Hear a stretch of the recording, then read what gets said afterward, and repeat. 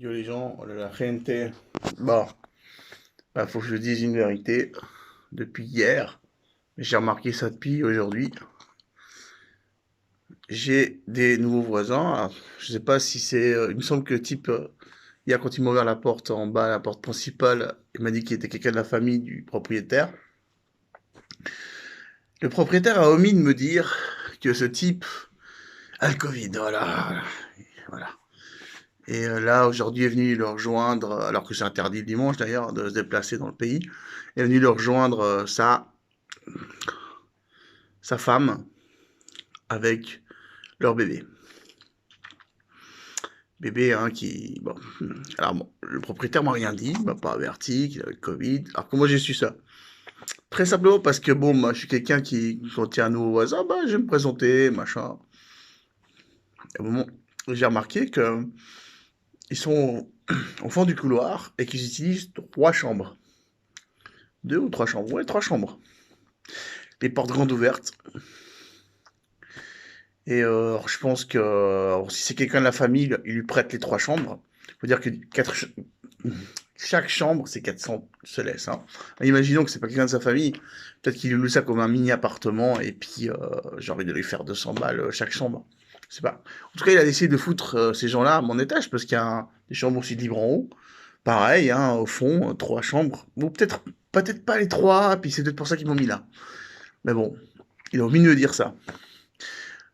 Deuxième chose, carrément, là on est le 30, il est encore pas venu me demander le loyer. Alors j'ai pas demandé à mes deux autres voisins, celui du dessus et celui d'en bas, qui est d'ailleurs d'Arequipa, et je vais vous expliquer tout ça, si il était fait payer. En tout cas, je leur ai averti discrètement que de ça quoi.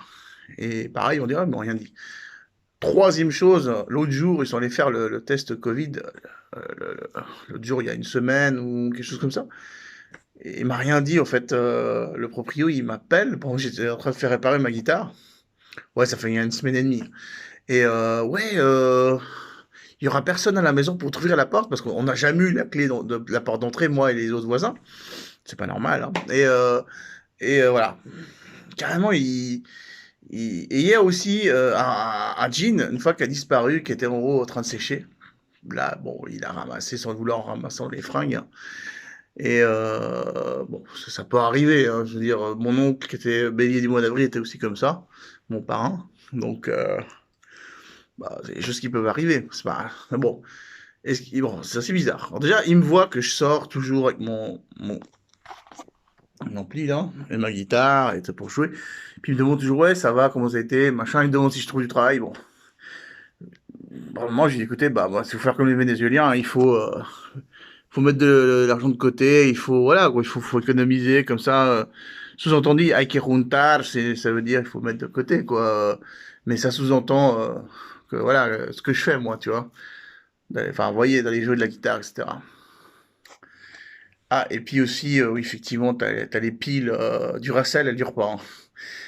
4 fois, j'étais joué avec la même pile, 4 fois 2 heures. À chaque fois 2 heures, donc là, j'irai à chaque fois 1 heure, hein, avec la prochaine fois. Mais pour le moment, j'ai pas d'argent pour la pile.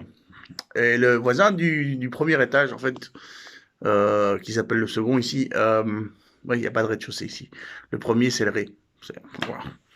Lui, bah, c'est en fait il fait partie de la sélection des nageurs olympiques du Pérou. Voilà, c'est pour ça. Il a payé 500 balles, 500 soles, pour venir avec un entrepreneur qui lui a donné une photo check, qui était avec lui, qui a fait comme quoi il faisait partie de son entreprise pour pouvoir sortir d'Arequipa. Voilà pourquoi. Et là, le mec, il est friqué. Hein. Ouh là là, un haut-parleur, un énorme gros parleur Bluetooth JBL qui coûte cher ici. Peut-être pas en Europe, mais ici ça coûte cher. Le mec, il a une grosse Smart TV avec une grosse Play 4 avec des jeux. Il est friqué, le mec. Hein. Il vient de la bourgeoisie d'Arequipa. Hein. Enfin, c'est un afro, mais là, ils sont tous afro, hein, si jamais. Hein. Ils sont friqués. Ouais, donc voilà, quoi.